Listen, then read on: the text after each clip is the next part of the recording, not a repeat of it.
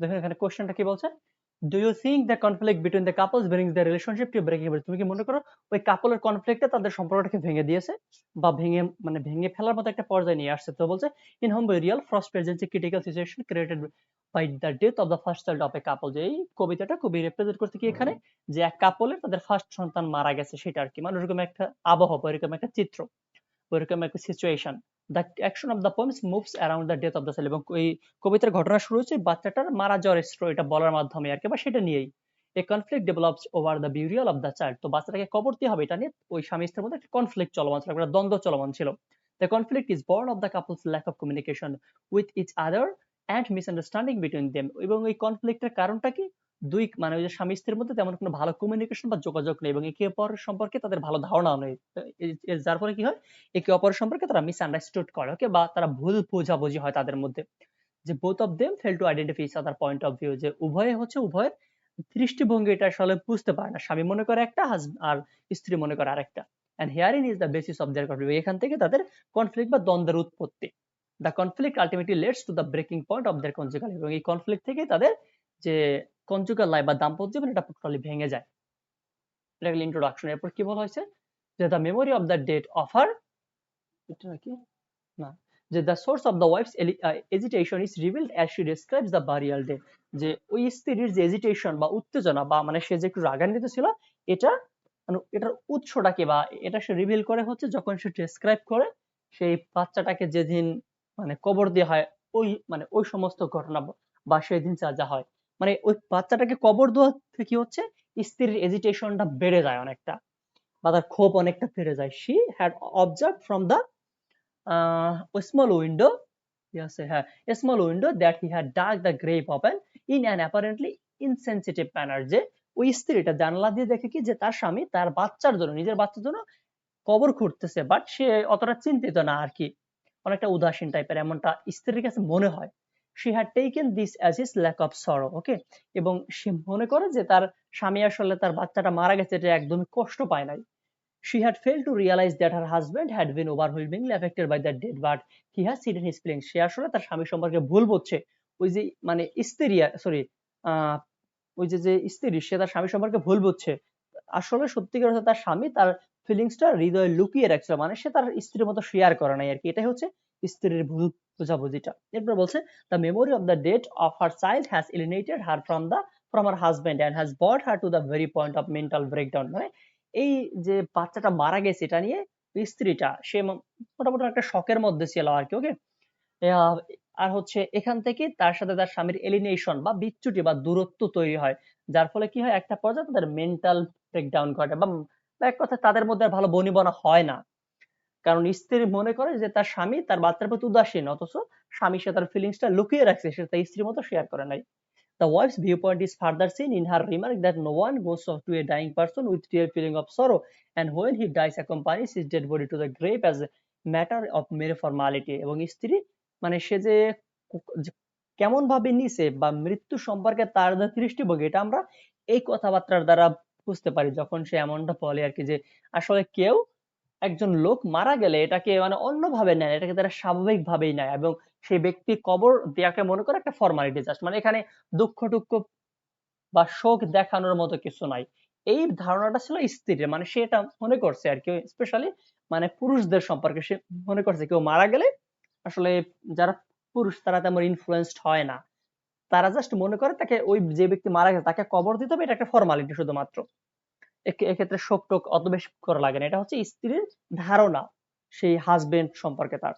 এটা বলছে she thinks that mourners are more concerned with their own life, সে কি মনে করে যে যারা জীবিত আছে তারা বরঞ্চ তাদের নিজস্ব জীবন নিয়ে বেশি চিন্তিত থাকে, সুতরাং যে ব্যক্তি মারা গেছে এই জন্য ওই মৃত ব্যক্তিকে নিয়ে তারা একদম ভাবে না।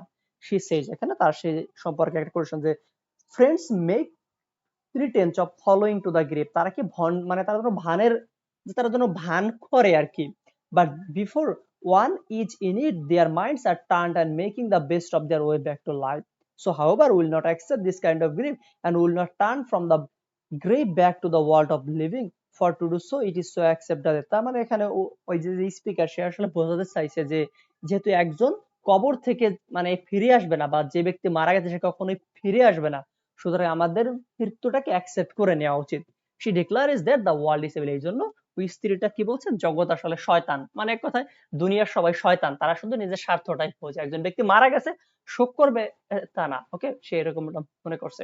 she cannot accept the fact that life should go on। সে কখনো মানে সে এটা মেনে নিতে পারেনি যে কেউ মারা গেলে আসলে জীবন থেমে থাকে না। in her concluding statement the wife says, তার মানে শেষ কথোপকথন স্ত্রীটা কি বলে, that if this is the way of the world then he wants to leave human touch and live the life of seclusion। যে যদি এটাই দুনিয়াবী জীবনের নিয়মকানুন হয় তাহলে অবশ্যই আমি এই জীবনটা ত্যাগ করে একা এক জায়গায় নির্জনে গিয়ে বসবাস করব। the husband is baffled by her excessive sorrow। এবং হাজব্যান্ড এখানে সেও সম্পূর্ণ মানে হতবুদ্ধিকর হয়ে গেছে তার স্ত্রীর এতটা দুঃখ দেখে। he says, I do think though you are over to a little, what was it but to you to think in the thing to take your mother loss of a first child। So the husband fails to understand his fault in digging the grave with his own hands। তার মানে এখানে যে স্বামী চরিত্র husband, সে আসলে তার নিজের ভুলটা বুঝতে পারে নাই, মানে এক কথায় সে এটা বুঝতে পারেনি যে তার বাচ্চা মারা গেছে, সেই কবরটা সে নিজে খুঁজছে, এতে সমস্যাটা কোথায় আর কি। his grief is genuine but his wife has probably, এখানে ওই যে স্বামী যে কবর খুঁজছে তার মানে সেও তার খারাপ লাগছে বা সেও কষ্ট পেয়েছে, কিন্তু সে তার কষ্টটা নিজের মধ্যে রাখছে, যেহেতু সেটা এক্সপ্রেস করে, সুতরাং স্ত্রী কি ভাবছে তার স্বামীর মানে কোনো কষ্ট লাগে না, ওকে, এই জন্য সে ভুল বুঝছে তার স্বামীকে। he feels cursed because he has failed to make his wife comprehend his character। যে সে মানে নিজেকে অভিশাপগ্রস্ত তার কাছে মনে হয়েছে, সেই মানে স্বামীর কাছে, মানে স্বামী তার নিজের কাছে নিজেকে অভিশাপগ্রস্ত মনে হয়েছে, কারণ সে আসলে তার স্ত্রীর চরিত্রটা মানে নিজের চরিত্রটাকে সাথে স্ত্রীকে বোঝাতে পারেনি, একেবারে স্ত্রীর চরিত্র সে বুঝতে পারে নাই। যে both of them are sorrowful but because of misunderstanding a conflict remains between them। যে দুজনই তারা দুঃখ পেয়েছে তাদের সন্তান মারা গেছে, কিন্তু দুজনের মধ্যে একটা মিসআন্ডারস্ট্যান্ডিং আছে। স্ত্রী সে হচ্ছে বাহ্যিকভাবে শোক দেখাইছে কিন্তু স্বামী সে দেখায়নি, এই জন্য স্ত্রী মনে করছে তার স্বামী শোক মানে সে শোকাবহ হয়নি বা শোকাহত হয়নি। it ultimately leads to the breaking point of their conjugal life। এবং এতে কি হয়, ভুল বোঝে স্ত্রী সে তার মানে তাদের কনজুগাল লাইফ বা দাম্পত্য জীবনটা আসলে ব্রেক করতে চায় বা ভেঙে ফেলতে চায়, বা এক কথা সে আর ওই তার স্বামীর সাথে থাকতে চায় না। তো এই হচ্ছে তাদের দাম্পত্য লাইফের যে কনফ্লিক্টটা ছিল আর কি, এবং সেটার রিজনটা, এটা কি বুঝতে পারছেন রনি ভাইয়া? হ্যাঁ, আরেকবার বললে ভালো হতো আপনার মতো করে। আচ্ছা ভাই, এখানে হচ্ছে জাস্ট আপনি সামারিটা জানলে আপনি বুঝতে পারবেন, ওকে। এখানে একজন স্বামী এবং স্ত্রী তাদের দুজন সম্পর্কে কথাবার্তা বলা হয়েছে যে তাদের একটা বাচ্চা জন্ম নিয়েছে কিন্তু বাচ্চাটা মারা গেছে, তো যেহেতু মারা গেছে অবশ্যই তাকে এখন কবর দিতে হবে, তাই না? তো ওই কবরটা খুঁড়তেছিল ওই স্বামীটা, মানে সে যে বাচ্চার বাবা। তো এই এই যে কবর খুঁড়তেছিল সে বাইরে গিয়ে এই এটা মানে ঘটনাটা, এই যে মানে ওই যে বাচ্চাটা মারা গেছে তার মা মানে হচ্ছে এখানে যে স্ত্রী, সে জানালা দিয়ে দেখতে পায় যে তার স্বামী তার বাচ্চারই কবর খুঁড়তেছে, এবং এতে ওই স্ত্রীর মনে সন্দেহ হয় যে তাইলে মানে বাচ্চা মারা গেল, আমারও বাচ্চা তারও বাচ্চা, তো সে নিজের বাচ্চার কবর নিজে খুঁড়তেছে, অথচ আমি এখানে অনেক শোক পাচ্ছি, মানে আমার অনেক খারাপ লাগতেছে, তাইলে কি আমার স্বামীর মানে সে কি কোনো শোক পায়নি বা তার কি খারাপ লাগে নাই? এই যে যে ভুল বোঝা, অথচ কিন্তু ওই যে যে মানে স্বামী চরিত্র সেও কিন্তু শোক পেয়েছে বা তারও খারাপ লাগছে, কিন্তু সে তার খারাপ লাগাটা শেয়ার করেনি, জাস্ট ওকে তার মনের অভ্যন্তরে রাখছে। তো স্ত্রী ভুল বুঝছে সে এমনটা বলছে যে আমি আর তোমার সাথে থাকবো না, বা আমি এক কথায় দুনিয়াতে যেহেতু লোকজনদেরকে আসলে ওরকম সম্মান দেওয়া হয় না, সম্মান দেওয়া বলতে যে যখন কেউ মারা যায় তখন তাকে কবর দেওয়াটা একটা রিচুয়াল মাত্র, বাট তার মৃত্যুতে কেউ শোকাহত হয় না। সুতরাং এই খারাপ জগতে আমি আর থাকবো না, আমি নির্জন একা গিয়ে মানে অন্য একটা জায়গায় গিয়ে বসবাস করব। তো এই হচ্ছে স্ত্রীর মিসআন্ডারস্ট্যান্ডিং, এবং এখান থেকে তাদের যে মানে ব্রেকিং পয়েন্ট শুরু হয় বা তাদের দাম্পত্য জীবনে মানে বিচ্ছেদ নেমে আসে। বুঝতে পারছেন ভাইয়া?